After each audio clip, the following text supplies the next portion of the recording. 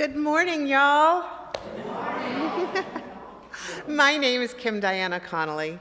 I use she, they pronouns, and I have been a member here since 2010. I am specifically wearing this particular t-shirt, these particular earrings, and these particular Crocs, which are rainbow Crocs for those of you who might not be able to see.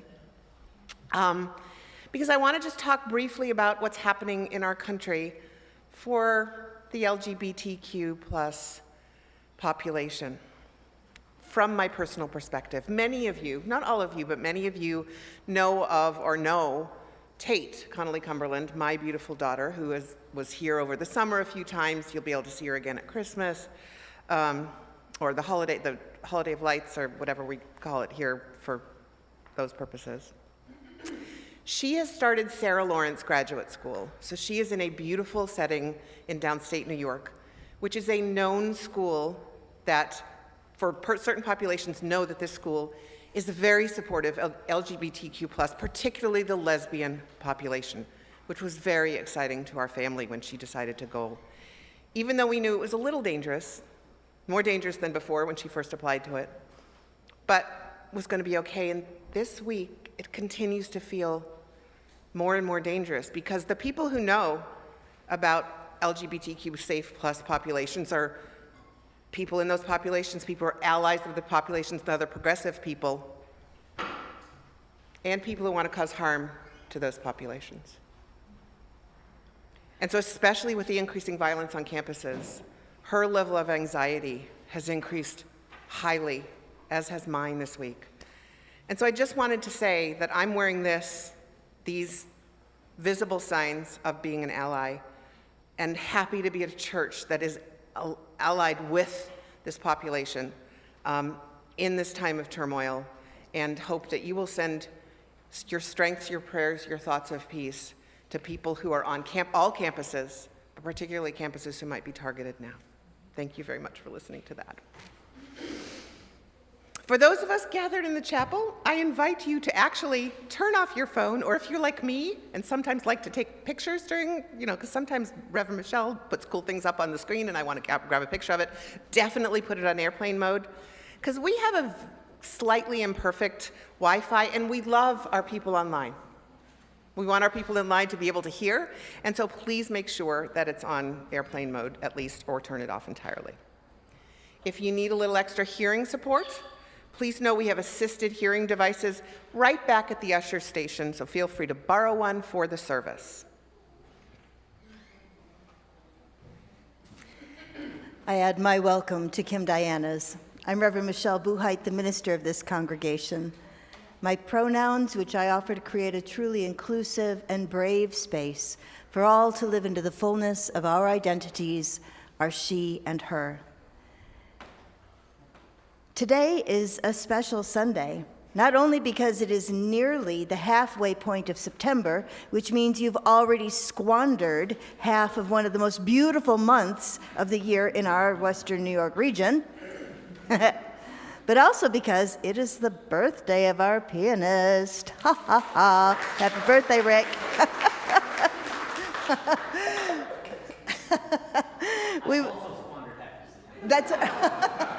That's a relief. We won't make you play your own birthday song. Just know that we appreciate you so much, and we wish you all the best on your special day. Our opening words this morning come from Dick Gilbert. Dick is a retired UU minister. He served the larger church in Rochester, and when he retired, that was just like changing lanes. He has been quite a force for justice in New York State, spends a good amount of time in Albany, and is one of the co-creators of NUJ, New York UU Justice. I think I got all those right. And so he still remains just an amazing voice for Unitarian Universalism. So with that little bit of knowing him, open your heart to these opening words. We bid you welcome, who come with weary spirit seeking rest, who come with troubles that are too much with you, who come hurt and afraid. We bid you welcome, who come with hope in your heart, who come with anticipation in your step, who come proud and joyous. We bid you welcome, who are seekers of a new faith, who come to probe and explore, who come to learn. We bid you welcome, who enter this hall as a homecoming, who have found here room for your spirit, who find in this people a family. Whoever you are, whatever you are, wherever you are on your journey, we welcome you.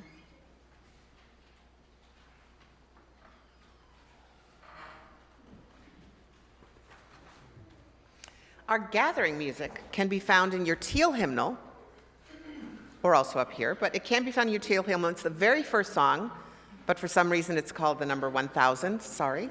Morning has come, but you can look at the lyrics up here if this is what you want. Please rise in body or spirit and embrace this September day.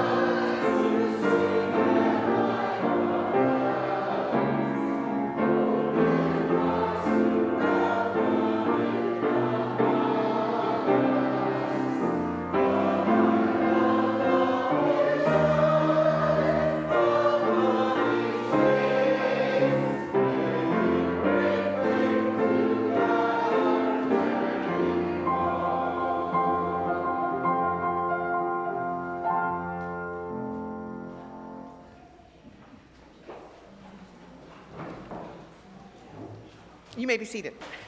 It's on my script, I had to read it. No.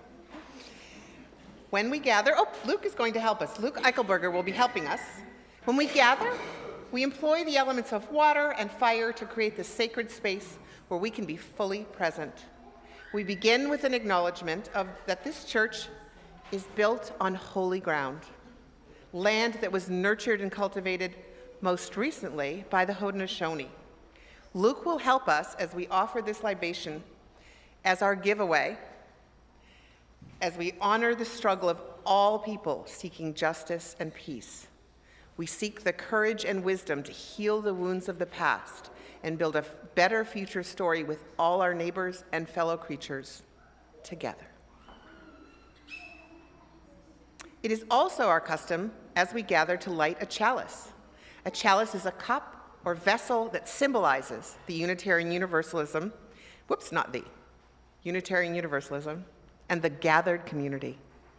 The flame in the chalice represents the spark in each one of us that we bring to represent the light of truth, the warmth of community, and the fire of our commitment to bring more compassion and justice to the world. Please join me in our shared words as Luke lights the flame. We gather this hour as people of faith, with joys and sorrows, gifts and needs. We light this beacon of hope, sign of our quest for truth and meaning, and celebration of the life we share together. Thank you, Luke.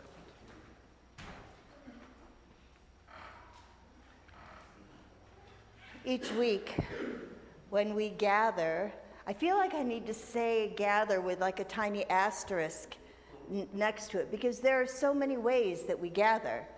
We gather in this room in this moment. We gather in the live stream in this moment. We gather perpetually.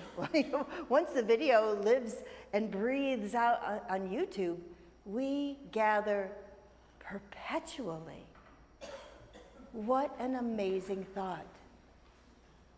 So when we gather, I invite you to bring your whole selves to this place, to trust that this community can be the container for all that you bring, for all those complicated experiences and feelings, the joy, the sorrow, the pain, all the things that you bring are welcome here and can be held, if just for a short time, in this community. So as the music plays, I invite you to come forward and to place a stone or a shell on this table labyrinth up front, or there's a smaller one in the back if you prefer not to manage the crowds as we come forward. It's going to be messy. Let's just embrace that and take the time you need to bring yourself fully here. Let the music begin.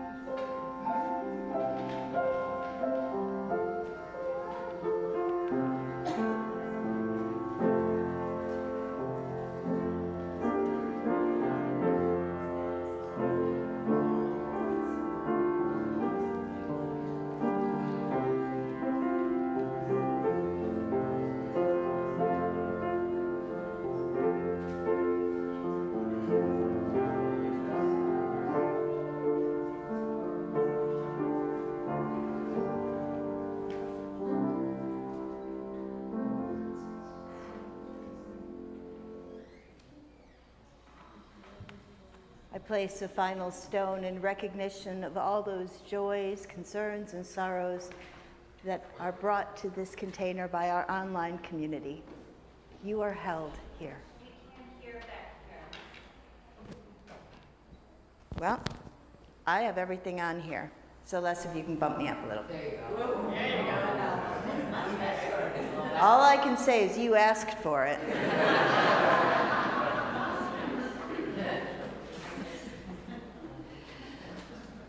Let's take a moment to breathe.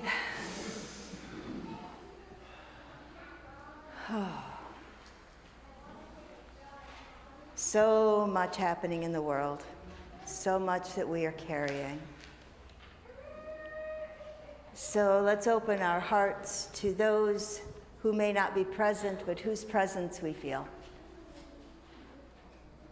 Those who are in pain, either in body or spirit. Those who are ill.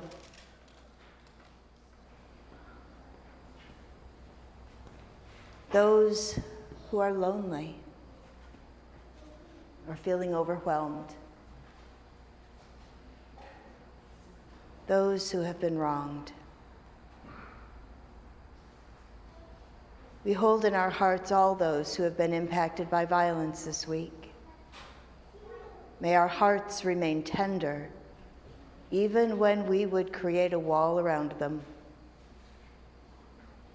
May we continue to find hope in the goodness of life and the source of love. Sometimes affirming our space in the web of life is a comfort, and at others it can break our hearts. May we find courage, strength, and peace. Amen, and blessed be.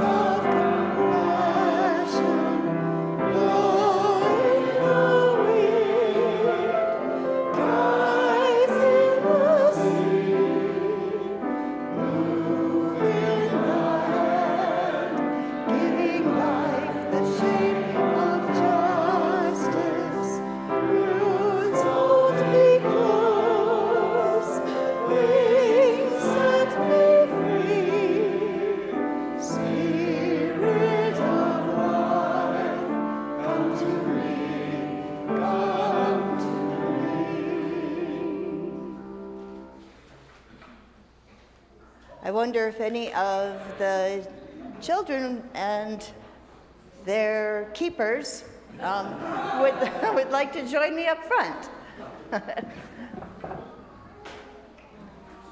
Or you may all just be too busy and I'll just be up here by myself with a wonder box, wondering what's inside. Oh, thank goodness for all those theater classes, right? Come on and join me, grandchildren. Call them out. Come on, you can be, I have a special rug. Come on over. This is for all y'all. Yeah, it's like the royal treatment, right? Have a seat. Bring. Come on. Look at y'all. You want to come a little closer? I mean, there's not going to be much to see other than me, which is a gift. I know. Okay. Woo. Here we come. Come on, Tina, hurry up. Oh, okay, the Wonder Box is pretty light today. Must be just, maybe it's a message. I think it's a message. I'm pretty sure it's a message. Let's see. Well, it's a piece of paper. I guess that's the beginning of a message. what could it say? What does this say? Uh-oh. Okay, so there's a clue here. There is a little clue with these arrows because I have a story. It could be a boo-boo if you run into it, right?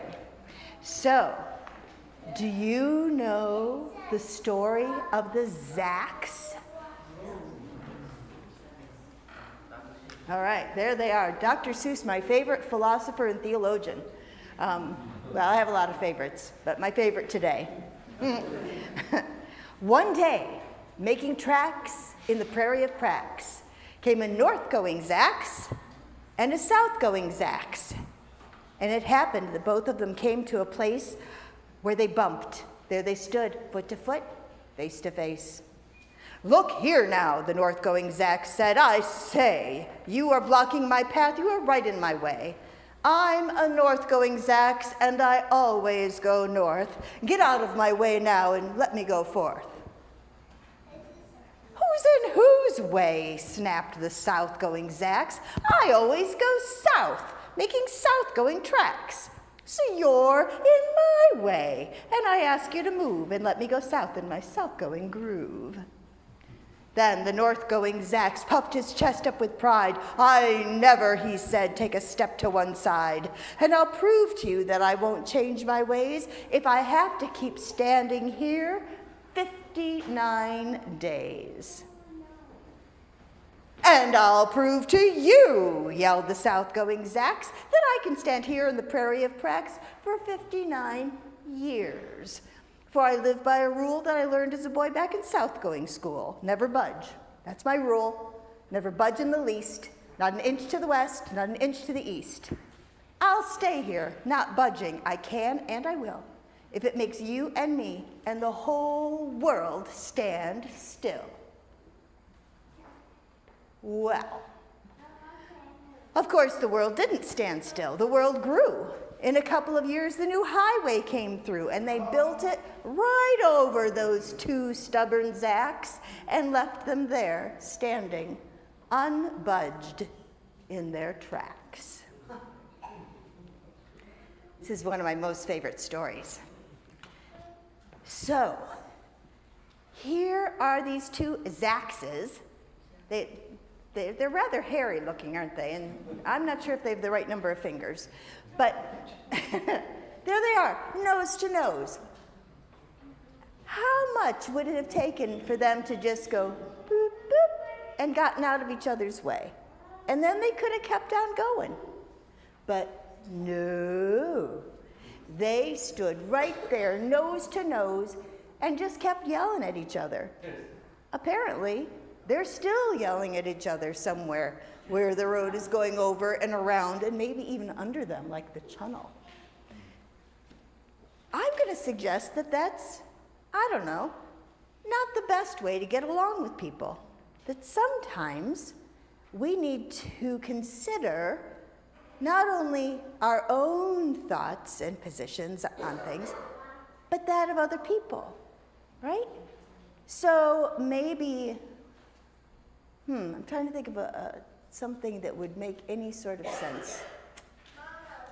So maybe one person likes fudgesicles, and the other one is all about the banana pops. I'm not going to tell you where I fall on this particular spectrum.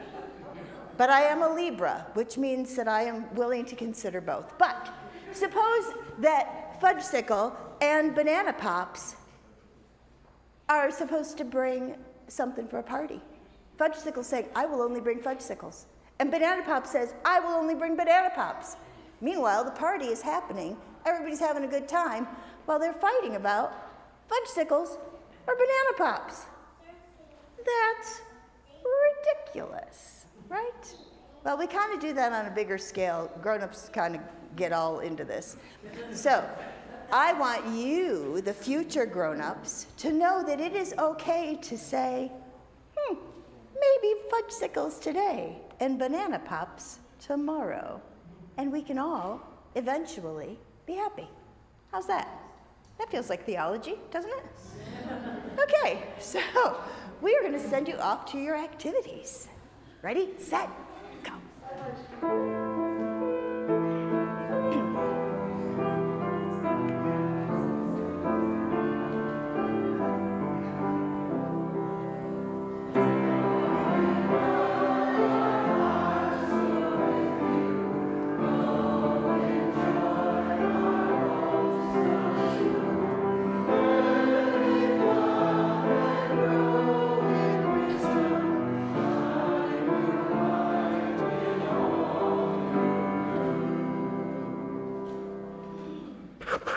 What a great story.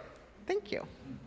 Please rise and body your spirit as we sing our song of anticipation, Wake Now My Senses. And if you want to use your hymnals, it's 298 in the gray hymnal, and the lyrics are provided up here.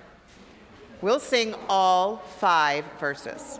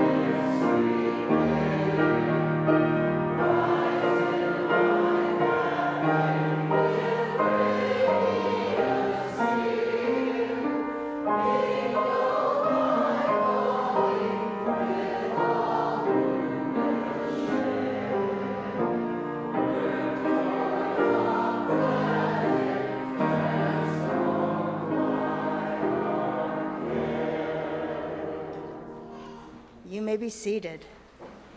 In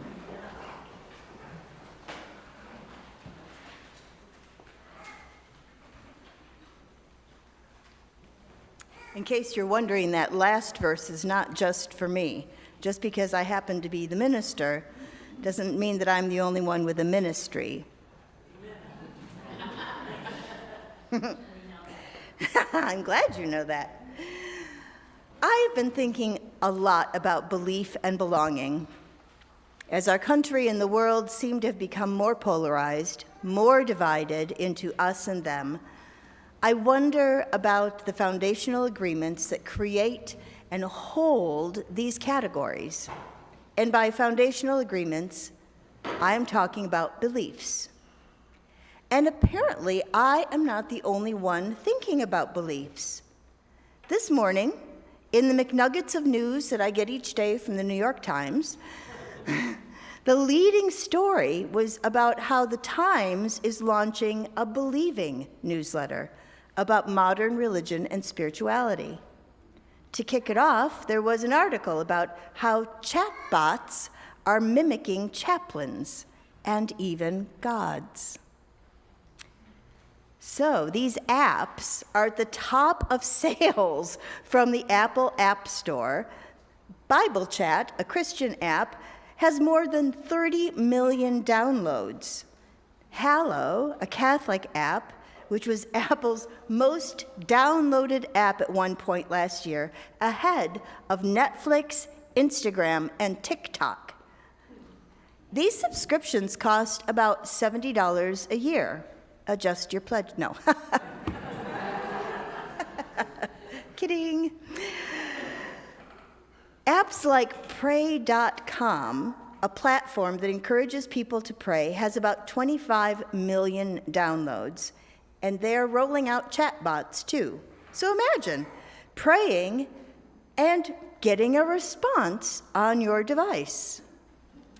These apps don't start out with a big disclaimer that every response you get is automatically generated from artificial intelligence. They just invite the user to type in a prayer, and in the same amount of time it takes to get a chatbot from the Geek Squad to respond and ask what is wrong with your computer, poof, God, chatbot, answers. And this is an example that they gave. Hi, God. Greetings, my child. The future is in God's merciful hands. Do you trust in his divine plan? I know, even without the creepy voice, right? The chatbot then offers some Bible verses to offer comfort and hope. What? I'm just going to say, that's really all I can say to that is what? But I want to talk about beliefs, because clearly there is a connection there, right? Between, I really hope people don't think it's God answering. Oh, that just hurt my heart really hard. Okay. Beliefs can be tricky. Some of us still carry the wounds and baggage of spiritual trauma where beliefs and behavior may have been prescribed and thrust upon us. But they also serve to give us a sense of belonging, to be part of something. And we were told that that something was important and life-changing. I know that I still carry those kind of sticky web remnants decades later, because sometimes the life-changing isn't always a good thing. Today I want to reflect with you how belief and behavior can lead to belonging, as well as what happens when those qualities are missing or have run amok. Unitarian Universalists tend to appreciate belonging, and we can do behavior, think covenants, but boy, howdy, how we can resist belief. Perhaps you're familiar with the phrase, we need not think alike to love alike. Now, whether that phrase is connected to our Unitarian ancestor, Francis David, or to the founder of Methodism, John Wesley, both are attributed, the notion speaks to our enduring value of pluralism, the conviction that we can fundamentally disagree and still do the work of love in the world. Considering the state of the world, I have some reservations in this regard. Maybe something got lost in translation, or perhaps there is a point of no return where beliefs, fundamental stories about the cosmos and our place in it, are simply too divergent. Each one thinks they are right, that their actions are justified. Cue Zach's story. So look at the Zachs. Both are convinced that they are on the path, the one true way, the one true direction, and neither one is willing to give even an inch.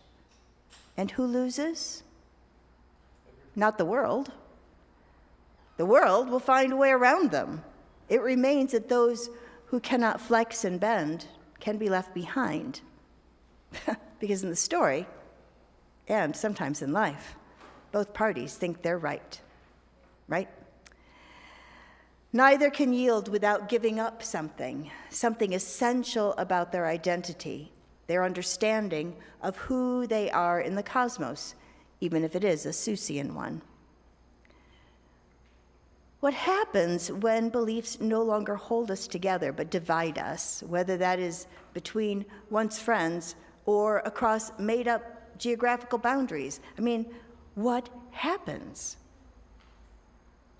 What we believe about the world and our place in it tells much more about us than we might think. So if you know a bit about UU history, then you may have heard of a little something called the Baltimore Sermon, delivered not at this year's General Assembly in Baltimore, but as part of an ordination service in 1821. The sermon, delivered by the notable William Ellery Channing, carefully constructed the case for something new to be born: Unitarian Christianity. Up to this point, Unitarianism had been recognized as a heresy of Christianity. There were liberal Christians, but Unitarian Christianity was a blemish on the veneer of Trinitarianism. So Channing transformed a term of contempt, "Oh, you Unitarian, you," into something that Unitarians could be proud of, which ultimately led to the formation of the American Unitarian Association just 4 years later. So I will not read to you the entire text of the sermon, because we'd be here till way past lunchtime. Sermons were really sermons then. But if you're interested, you can find the abridged version of it on the UUA website, uua.org. Radical in its day, we might at this time squirm in discomfort at how Christian and how orthodoxic, how orthodoxy it still is. And really with defining minutia about the character of Jesus Christ and how he is unlike God. Seminary is a thing, so we had to read all of it, but you don't have to read all of it. So what is most telling to me about this is that Channing presupposes that his audience shares a body of belief. It's how they know they belong. Shared belief meant shared belonging. In this case, his audience was liberal Christians. He was naming Unitarian Christianity. So let's skip ahead to another spiritual ancestor whose name is remarkably similar, William Channing Gannett. And the remarkable similarity is not that remarkable, as Ganning was named for and christened by William Ellery Channing. The Baltimore Sermon, remember that's Channing, that entitled Unitarian Christianity, was penned and delivered in 1821. And that secured Channing's place as the father of American Unitarianism. His namesake, William Channing Gannett, also a Unitarian minister, wrote an essay titled Things Most Commonly Believed Today Among Us. Whew, that was a title. Things Most Commonly Believed Today Among Us. He penned that in 1887, and it was created as a faith statement for the Western Unitarian Conference. At that time in the 1800s, West was like Iowa.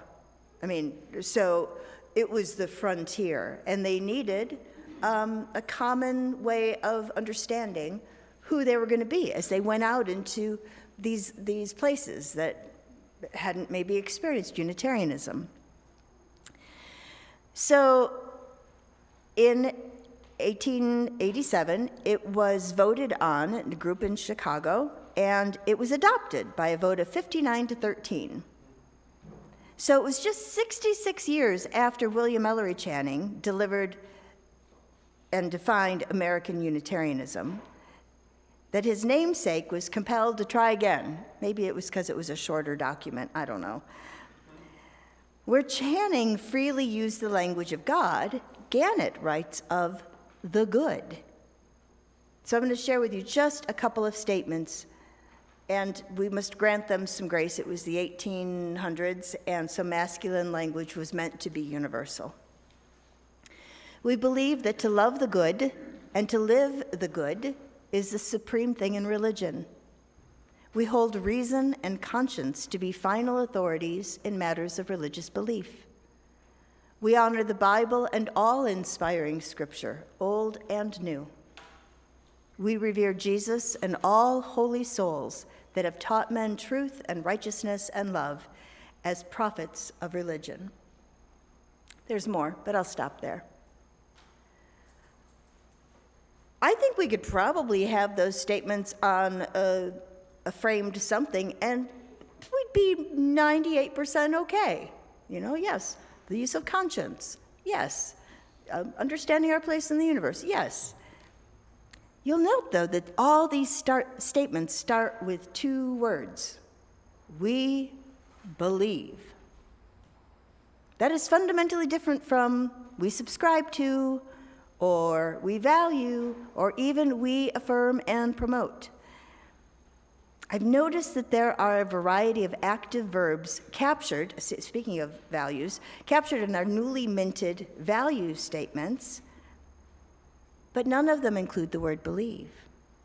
I think that's interesting. I think it's telling of our time and who we are as a faith community, but I just find it interesting. For the Western Unitarian Conference, the frontier of one side of our ultimately blended faith family, the majority voted in favor of belief. Those beliefs had been refined and redefined, but they still spoke to a common idea and purpose, a sense of belonging. Even the first Humanist Manifesto, penned in 1933 and signed by bunches of Unitarians, by the way, begins with the language of belief. Again, with grace extended for masculine language as being all-inclusive. The second point of the Humanist Manifesto says, humanism believes that man is part of nature and that he has emerged as a result of a continuous process. Humanism believes. Sorry, humanists. Did I just give you the willies? It's okay. Breathe it through. We're good. It's in the 2001 UUA Commission on Appraisal report, Belonging, the Meaning of Membership, that the emerging identity of Unitarian Universalism as intentionally pluralistic starts to become explicit. At this point, we were 40 years into the blending of our faith families. Unitarianism and Universalism got married in 1961. And at the time, they were still Christian denominations. Unitarianism had gone way more humanist, but the Universalists still considered themselves a Christian denomination. And it was the World Council of Churches that looked at the both of them and said, no, not really. The principles and sources that can be found in the front of our gray hymnals had been codified at this time, and many UUs defined themselves with hyphens. UU Christian, UU Pagan, UU Buddhist. Spiritual paths and practices began to be a source of identity. Apparently, being a Unitarian Universalist wasn't enough. There was a need for these additional labels. The commission found that people were becoming members of congregations because of an individual need for growth and transformation, rather than as participants in a social expectation or even acts of social justice. Although a great many would still have found resonance with Gannett's, things most commonly believed today among us, there arose generally a distaste for any expectation that UUs could possibly share beliefs. Unitarian theologian James Luther Adams reminded us that for practitioners of liberal religion, revelation was individual and continuous. And as A. Powell Davies, one of the great ministers of the 20th century, memorably put it, Life is just a chance to grow a soul,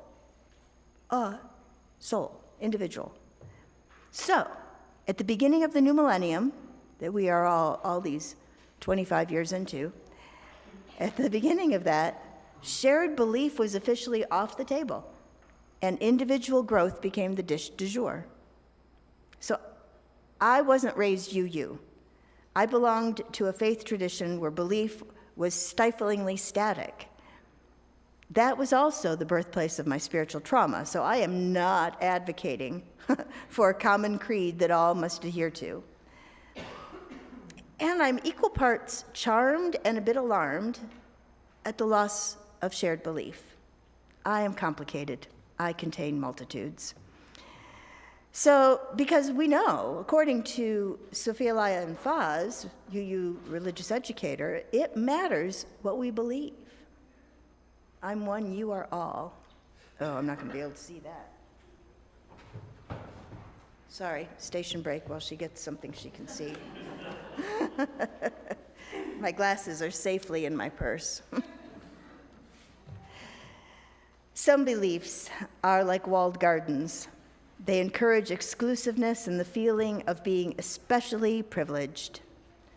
Other beliefs are expansive and lead the way into wider and deeper sympathies. Some beliefs are like shadows, clouding children's days with fears of unknown calamities. Other beliefs are like sunshine, blessing children with the warmth of happiness. Some beliefs are divisive, separating the saved from the unsaved, friends from enemies. Other beliefs are bonds in a world community where sincere differences beautify the pattern. Some beliefs are like blinders, shutting off the power to choose one's own direction. Other beliefs are like gateways, opening wide vistas for exploration. Some beliefs weaken a person's selfhood. They blight the growth of resourcefulness. Other beliefs nurture self-confidence and enrich the feeling of personal worth. Some beliefs are rigid, like the body of death, impotent in a changing world. Other beliefs are pliable, like the young sapling, ever growing with the upward thrust of life. There's a reason that we love that so much, right? For some of us, it names so much of our experience. In contemporary Unitarian Universalism, it is covenant rather than belief that calls us and binds us. The sacred promises that we make about behavior and, by extension, belonging. Maybe you've heard the smug quip, deeds, not creeds, to describe Unitarian Universalism to non-insiders. But does that adequately describe this faith that is always in beta testing mode? Deeds, not creeds, could just as easily describe the Rotary or Kiwanis or any other social organization that seeks to do good in the world without imposing a belief system. Okay, so we have reached the magic place in the service where I can see written large on your faces, who cares? It's always an excellent question. I'm so glad that you ask it. And I hope the answer to who cares is all of us. We all care. That's the world I'm going to live in today. That's the snow globe I'm going to occupy. Of course we all care. If we cannot define this life-saving and life-changing faith, then we are doomed to disappear. During my first January intensive in seminary in Chicago, Chicago, let's all have a moment of silence for that. I took the Arts of Ministry with Reverend David Bumbaugh. Perhaps some of you have heard and remember me talking about the impact that he has had on my own ministry. On the first of 5 days of intensive learning and processing, David shared the 3 most important questions we could ask. What do we believe? Whom do we serve? To whom or what are we responsible? These were not questions of personal belief. They were posed as an invitation to get to the foundation of our shared faith, Unitarian Universalism.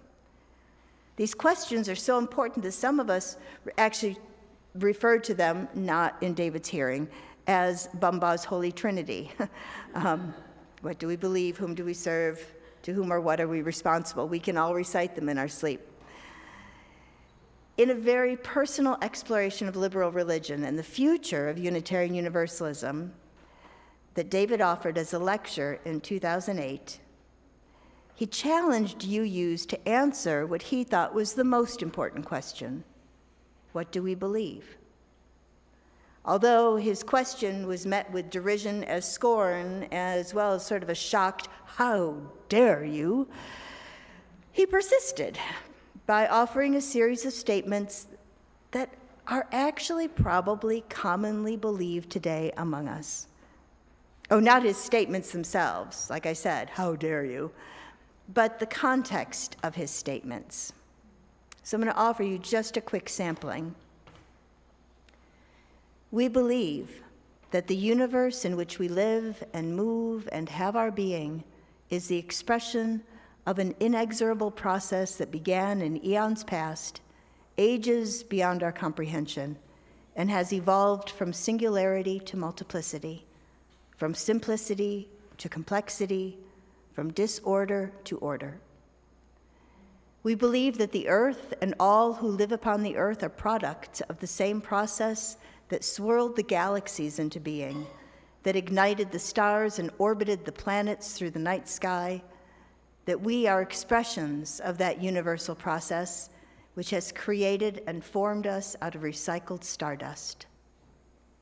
We believe that all living things are members of a single community, all expressions of a planetary process that produced life and sustains it in intricate ways beyond our knowing. We hold the life process itself to be sacred. There's about another page and a half. If evolutionary biology and poetry had a baby, it would be statements like these. These statements, distilled to their essence, are very likely things commonly believed among us. And this belief is not limited to Unitarian Universalists. Science has brought us this far in our understanding that we are not separate from the rest of the cosmos. Unitarian Universalists don't get to believe anything we want. Oh, I know. It makes me sad too. Let's just take a moment. Okay, we cannot believe anything we want.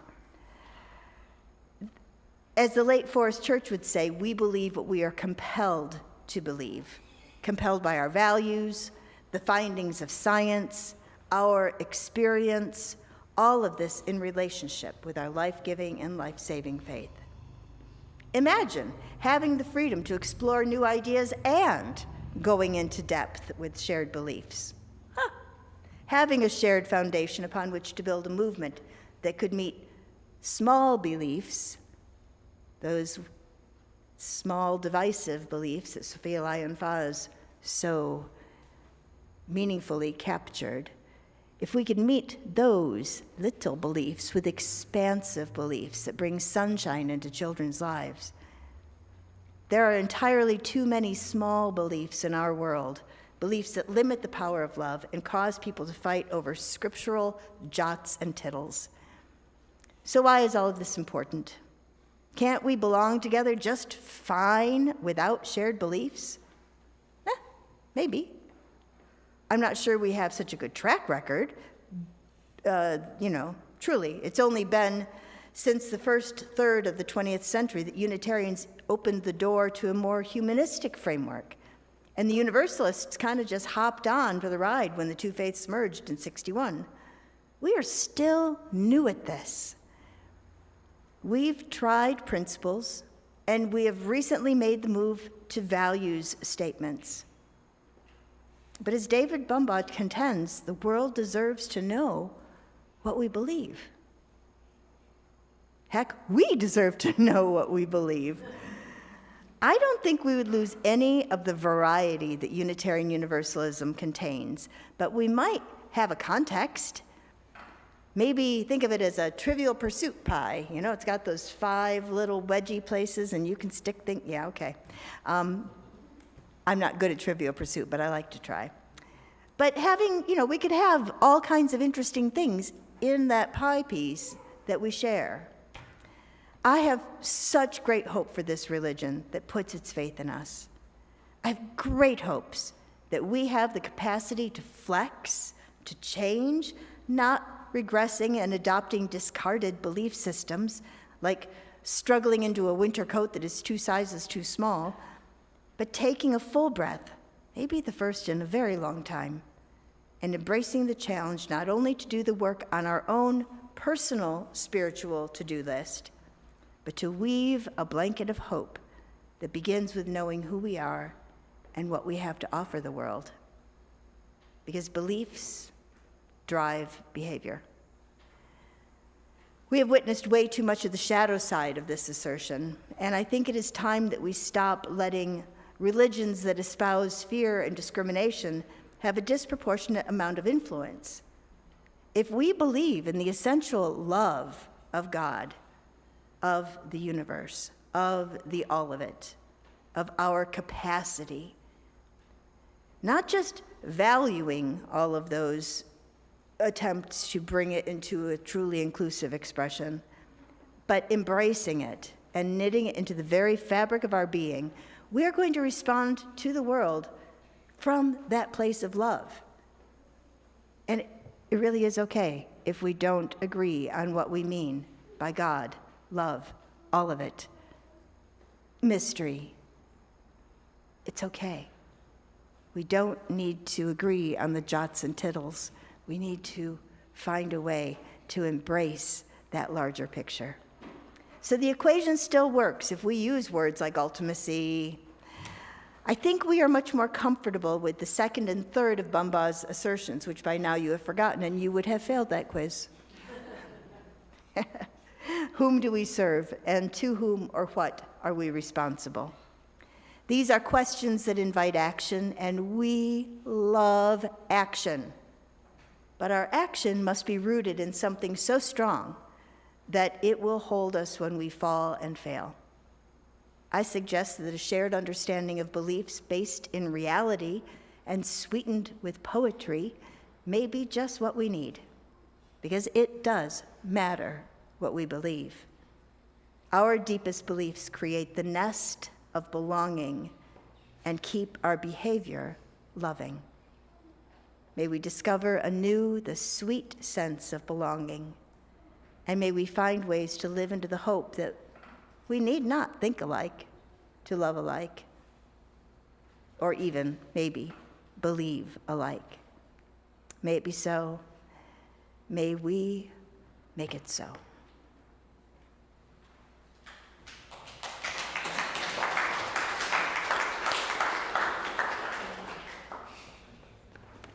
Before we do our song of affirmation, why don't we all just take a deep breath?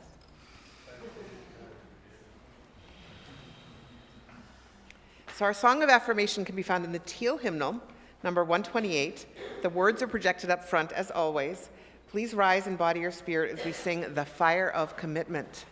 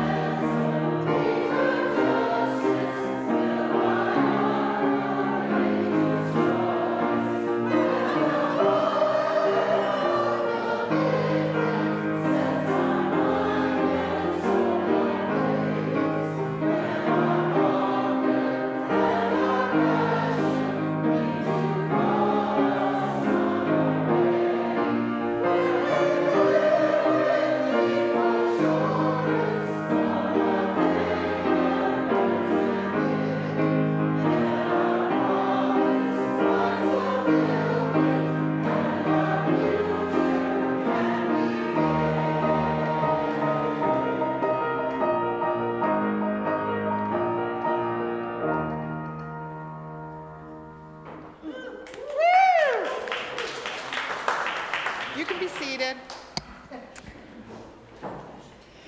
Although you want to dance, don't you? We are a generous and thoughtful people, we Unitarian Universalists, and it's with gladness that we affirm and promote our hope-filled faith. We support the work of our congregation with our time, our talents, and our treasures, and that includes both pledges and offerings. The offering for today will now be gratefully received.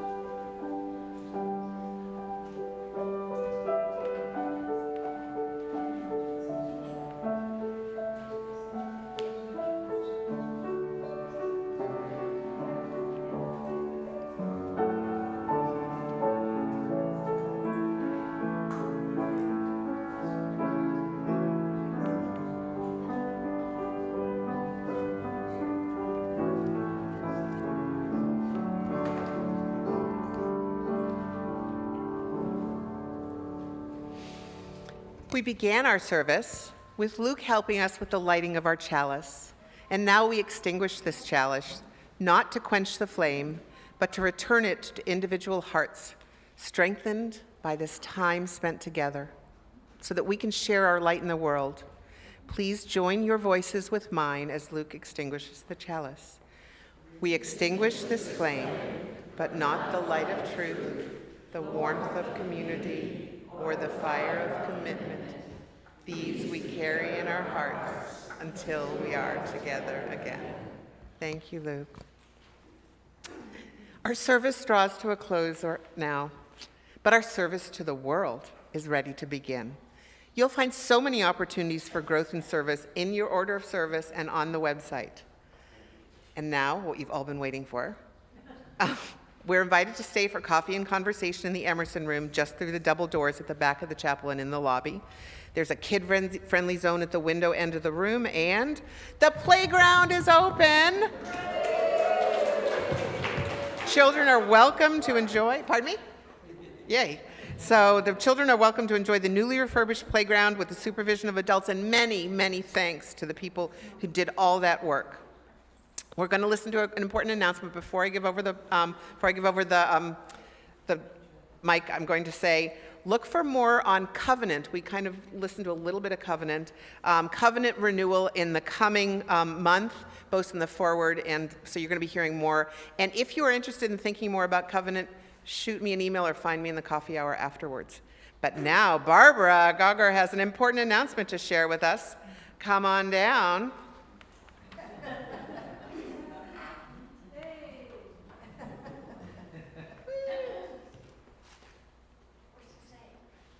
Hello, everyone. I'm Barbara Kent Gauger.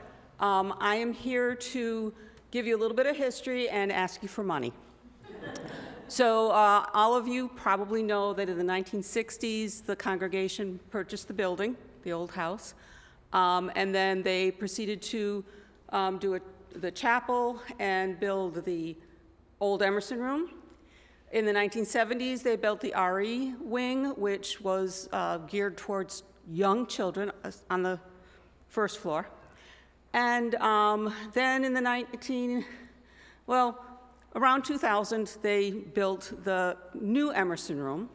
About 2 years ago, the daycares abdicated their space, and we reclaimed the space, and it's now our administration offices on the first floor of the RE Faith Development Wing.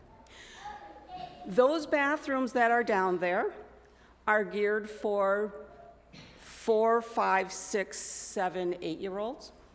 And we have been progressively improving them over the last year or so. Last year, we had the New York State Universalists come here. They had a minister who was disabled. She was in a wheelchair. And she had difficulty in our circa 2000 restroom up here maneuvering into the toilet because it is like 2000 construction. We want to take the bathrooms in the Faith Development Administrative Wing and make them, they're already universal. We put locks on the door, so they're universal. We want, not universal, gender neutral. We want to make the old girls' bathroom universal. So last year, after the Universalists came, I was convinced to apply for a grant, which I did, and we received the grant this spring. And we used it, or we are going to use it, to abate the asbestos. We hadn't planned on having to do any asbestos abatement. We didn't realize that the tiles on that floor are asbestos. So the grant's gone. In order to build the bathroom so that people of all genders and all abilities can use it, we need funding. So we've, Diane Tucker, myself, and Doug Funke are the task force. Diane made this beautiful chart. We're here. We estimate it's going to cost about $20,000 to get everything done looking really pretty. We're asking you to donate to the fund. You can donate by cash, by check, there'll be a credit card ability. We told the Universalists we'd be done by the beginning of next year. You know, I believe we can do it. I have faith that we can do it. The construction people said it's going to take about 2 weeks once they get in there to get it finished. It's not a big space. It's not a lot. Really, it's not a lot of money. But if you can find it in your hearts to have faith in us and donate to us, we will make it go all the way up to the top. And thank you.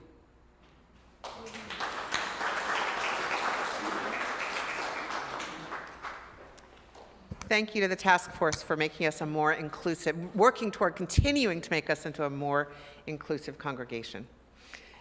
And now, please rise one more time in body and spirit as we sing our closing blessing. And don't forget to twinkle your eyes and share smiles with people in the room, including people up here, during the third verse. And then remain standing afterwards for Michelle's benediction.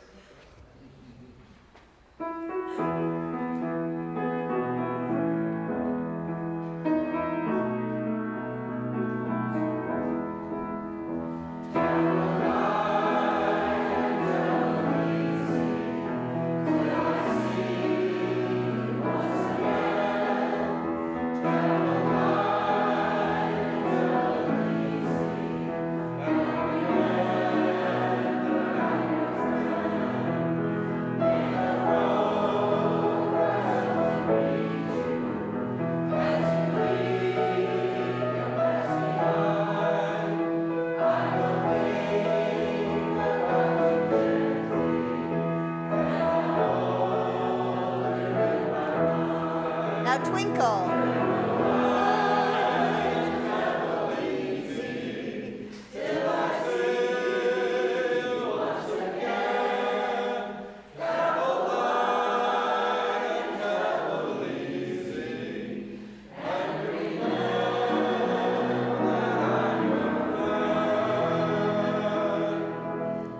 For time spent together and in the presence of mystery, we give thanks.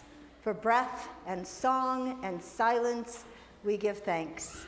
With gratitude for what has been, we carry the spark of love and community within us and share it with a hurting world. Go in peace, make a difference.